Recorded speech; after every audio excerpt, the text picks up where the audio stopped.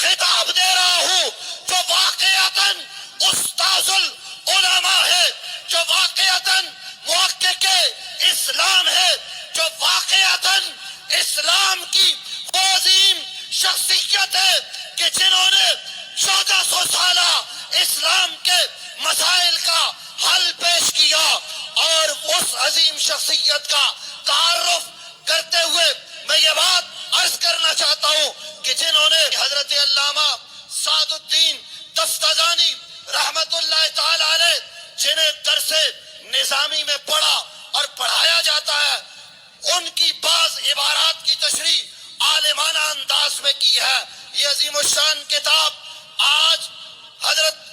شاہ صاحب جنہوں نے لکھی، محقق اثر روا، پیر طریقت، رہبر شریعت حضرت قبلہ علامہ مفتی سید شاہ حسین گردیزی دامت برکاتہم القدسیہ، آپ اپنی تصنیف حضور شیخ الاسلام ڈاکٹر محمد طاہر القادری مدث اللہ العالی کی خدمت میں پیش کرنے کے لیے اس وقت اسٹیج پر منہاج القرآن کے عظیم رہنما محترم خرم نواز گنڈا پور صاحب کو پیش فرما رہے۔ حضرت قبلہ شاہ صاحب اپنی کتاب خرم نواز گنڈا پور صاحب کو پیش فرمائیں گے، اور پھر اس کے بعد میں حضرت شاہ صاحب کو دعوت خطاب دوں گا۔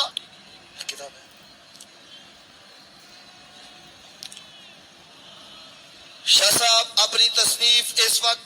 خرم نواز گنڈا پور صاحب کو پیش فرما رہے ہیں۔ تفتزانیہ حضور شیخ الاسلام علامہ ڈاکٹر محمد طاہر القادری مدث اللہ العالی کے لیے محترم خرم نواز گنڈا پور صاحب اس وقت کتاب وصول فرما رہے ہیں۔ اگرچہ قبلہ ڈاکٹر صاحب حضور شیخ الاسلام ہمیں دیکھ رہے ہیں اور ہمیں سن بھی رہے ہیں، لیکن سامعین گرامی قدر چونکہ وہ یہاں پر موجود نہیں، انشاءاللہ وہ وقت آئے گا جب وہ اس شہر میں آپ کے سامنے آپ سے مخاطب ہوں گے تو آپ سے خطاب فرمانے کے لیے تشریف لا رہے حضور محقق اثر روا حضرت علامہ مفتی سید شاہ حسین گردیزی دامت برکاتہم القدسیہ۔ حضور شیخ الاسلام بھی آن لائن ہے، محبتوں سے اظہار کرنا ہے، نعرہ تکبیر، ایسے نہیں ہاتھ اٹھا کے بتانا ہے کہ ہم اس شہر میں، اس ملک میں اور پوری دنیا سے دہشت گردی کے خاتمے کے لیے، ناصبیت اور خارجیت کے خاتمے کے لیے کمر بستہ ہے۔ نعرہ تکبیر، نعرہ رسالت، نعرہ رسالت، نعرہ حیدری، نعرہ حیدری۔ سرکار کی آمد، سرکار کی آمد، آمد مصطفیٰ۔ حضور موقع کے اثر روا حضرت علامہ قبلہ مفتی سید شاہ حسین گردیزی مدث اللہ العالی۔ مفتی نوید احمد عباسی صاحب ہے میرا خیال۔ الحمدللہ، الحمدللہ رب العالمین، والصلاة والسلام علی سید الانبیاء والمرسلین وعلى آلہ واصحابہ اجمعین۔ اما بعد فاعوذ باللہ من الشیطان الرجیم، بسم اللہ الرحمن الرحیم، وَإِنَّكَ لَعَلَىٰ خُلُقٍ عَظِيمٍ۔ ان اللہ وملائکتہ یصلون علی النبی یا ایہا الذین آمنوا صلوا علیہ وسلموا تسلیما۔ اللہم صل علی سیدنا ومولانا محمد وعلی آل سیدنا ومولانا محمد وبارک وسلم۔ حضرات سامعین، یہ محفل میلاد ہے اور اس نبی مبارک کے حوالے سے ہے جن کے بارے میں اللہ رب العزت نے قرآن حکیم فرقان حمید میں ارشاد فرمایا ہے وَإِنَّكَ لَعَلَىٰ خُلُقٍ عَظِيمٍ، کہ آپ خلق عظیم کے بلند مرتبے پر فائز ہیں. یعنی اے نبی، ہم نے ایسی قوت اور ایسی طاقت آپ کو عطا فرمائی ہے اور ایسی خوبی اور کمال آپ کے اندر رکھا ہے کہ آپ ہر ایک کے لیے خلق سے پیش آتے ہیں اور ہر ایک کو بڑے اچھے طریقے سے اسلام کی دعوت دیتے ہیں، اور اس کے بدلے میں آپ اللہ کی مخلوق کے ساتھ بہت اچھے طریقے سے پیش آتے ہیں. لیکن اگر آپ کے ساتھ کوئی عداوت کرتا ہے تو آپ اس کے ساتھ بھی بہت اچھے طریقے سے پیش آتے ہیں. حضور اکرم صلی اللہ علیہ وبارک وسلم کو اللہ جل جلالہ نے ارشاد فرمایا ہے کہ ادعو الی سبیل ربک بالحکمت والموعظۃ الحسنہ، کہ آپ لوگوں کو اسلام کی دعوت دیں حکمت اور دانائی کے ساتھ. تو حضور اکرم صلی اللہ علیہ وبارک وسلم حکمت اور دانائی کے ساتھ لوگوں کو اسلام کی دعوت دیتے تھے، اور کہیں سے تو جواب بہت اچھا آتا تھا اور کہیں سے جواب نفی میں آتا تھا، لیکن بہت برے طریقے سے نفی میں آتا تھا. حضور اکرم صلی اللہ علیہ وبارک وسلم پھر انہیں اسلام کی دعوت دیتے اور اسلام کے قریب ان کو کرتے. تو یہ حضور اکرم صلی اللہ علیہ وبارک وسلم کا خلق تھا. ام المؤمنین حضرت عائشہ صدیقہ رضی اللہ تعالی عنہا سے کسی نے پوچھا کہ آپ صلی اللہ علیہ وبارک وسلم کا خلق کیا تھا؟ تو آپ نے فرمایا کان خلقہ القرآن، کہ حضور اکرم صلی اللہ علیہ وبارک وسلم کا خلق جو تھا وہ قرآن تھا. یعنی قرآن حکیم فرقان حمید میں جتنی خوبصورتی کی باتیں ہیں حضور اکرم صلی اللہ علیہ وبارک وسلم ان سب کا مجموعہ ہے. نور الانوار میں حضرت مولا جیون رحمت اللہ تعالی علیہ نے اس کی وضاحت میں یہ بات ارشاد فرمائی ہے کہ ان العمل بالقرآن کان جبلۃ لہ من غیر تکلف، کہ حضور اکرم صلی اللہ علیہ وبارک وسلم قرآن حکیم کی ہدایات اور اس کے اوامر کے مطابق بغیر تکلف کے عمل پیرا ہوتے تھے. تو گویا حضور اکرم صلی اللہ علیہ وبارک وسلم اخلاق حسنہ کا مجموعہ تھے. حضرات گرامی، حضور اکرم صلی اللہ علیہ وبارک وسلم کا خلق کیا تھا؟ میں اس کی ایک مثال پیش کرتا ہوں، اور میں آپ سے یہ بات ضرور عرض کروں گا کہ ہر ایک ذرا اپنے گریبان میں غور کرے اور اس مثال کو سننے کے بعد حضور اکرم صلی اللہ علیہ وبارک وسلم کے خلق پر غور کرے کہ کتنا عظیم الشان آپ کا خلق ہے. وہ لوگ جو 23 سال تک یا 20 سال تک حضور اکرم صلی اللہ علیہ وبارک وسلم کی مخالفت میں سر فہرست رہے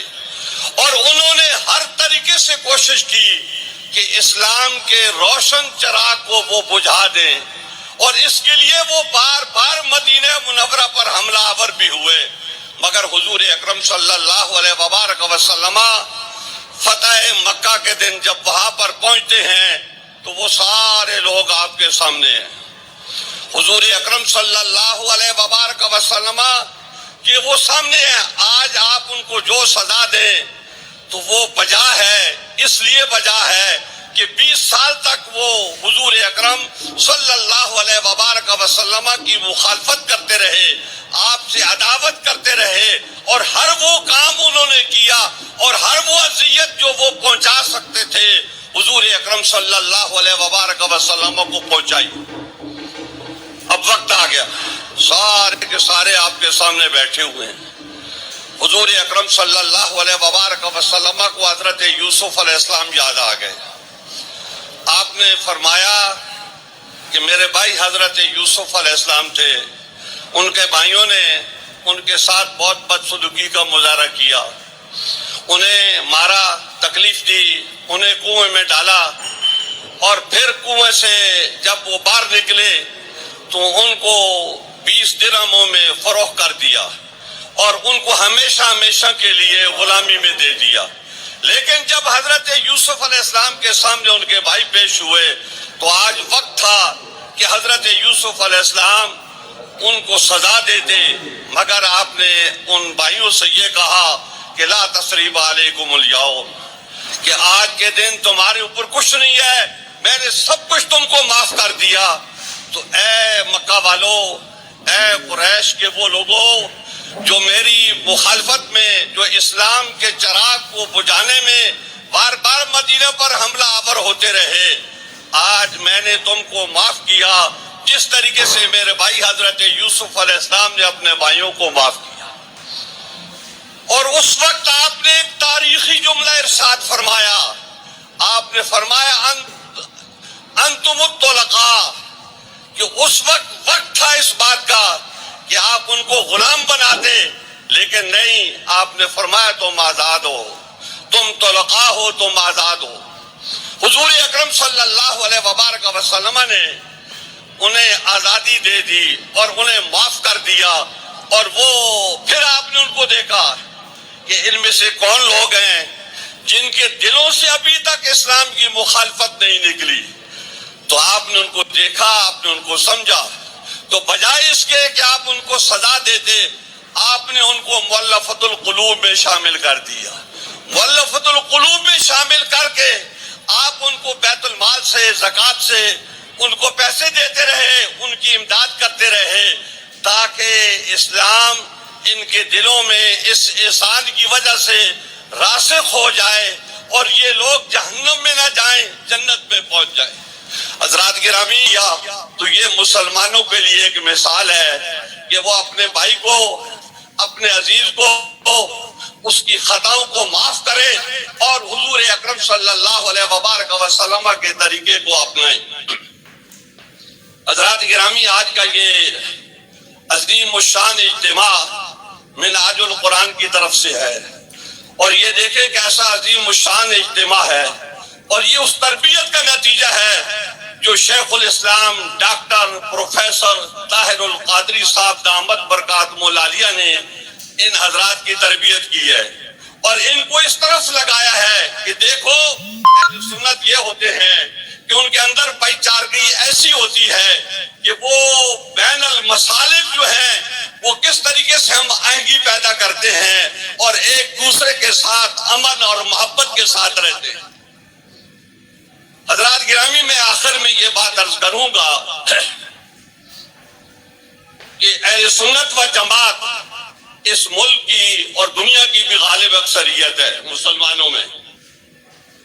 لیکن ان کا ایک طریقہ کار تھا۔ طریقہ کار یہ تھا کہ حضور اکرم صلی اللہ علیہ وبارک وسلم کے اہل بیت اور صحابہ کرام یہ دونوں کے سائے میں چلتے تھے، دونوں کے ساتھ ساتھ چلتے تھے، دونوں کی اتباع میں چلتے تھے۔ وہ اہل بیت سے محبت کرتے تھے، صحابہ کرام کا احترام کرتے تھے اور سب کو دلیل راہ بناتے تھے، لیکن افسوس ہے کہ آج کچھ تفریق پیدا ہو رہی ہے اور لوگ اہل بیت کو چھوڑ کے ناسبیت کی طرف جا رہے ہیں۔ تو ہم اس موقع پہ ڈاکٹر طاہر القادری صاحب دامت برکاتہم العالیہ کا جو پیغام ہے، جو ان کا طریقہ ہے، جو ان کی دعوت ہے، تو اس کے حساب سے بات کر رہے ہیں کہ آپ اپنی اصل کی طرف لوٹیں، اہل بیت سے محبت کریں اور صحابہ اکرام کا احترام کریں اور آپس میں یکجہتی پیدا کریں۔ نہ صرف آپس میں یکجہتی پیدا کریں بلکہ جو دوسرے مسالک ہیں ان کے ساتھ بھی آپ یکجہتی کے ساتھ رہیں۔ اللہ تعالی ہمیں توفیق عطا فرمائے کہ ہم اس طریقے کار کو اختیار کریں اور اس پر عمل پیرا ہوں۔ وآخر دعوانا ان الحمدللہ رب العالمین۔ بڑے اکابر علماء کرام اپنے عظیم الشان ایمان افروز خطابات سے آپ سب کو نواز چکے ہیں، جن میں حضرت علامہ پیر سید شاہ حسین گردیزی صاحب ہیں، اور ان کا خطاب عظیم الشان خطاب، پر مغز گفتگو اور اسلامی تعلیمات کی اصل روح پر مبنی کلام وہ میں نے خود سنا ہے. تو خصوصی مبارکباد پیش کرتا ہوں، جیسے کہ علامہ پیر سید شاہ حسین گردیزی صاحب اپنی گفتگو کے آخر میں یہ کہہ بھی رہے تھے، اس کا اظہار کر رہے تھے کہ یہ وہ پیغام ہے جو تحریک منہاج القرآن کی ذمہ داری ہے اس کو ادا کرتے رہنا. اور یہ صرف تحریک منہاج القرآن کی نہیں،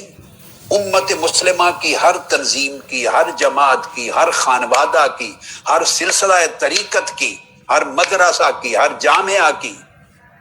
ہر گروہ کی، اور پھر آقا علیہ السلام کی امت میں ہر فرد کی جو اپنی آواز دوسرے تک پہنچا سکتا ہے. یہ اس کی ذمہ داری ہے کہ وہ آقا علیہ السلام کی عطا کی ہوئی محبتیں کائنات میں پھیلائے،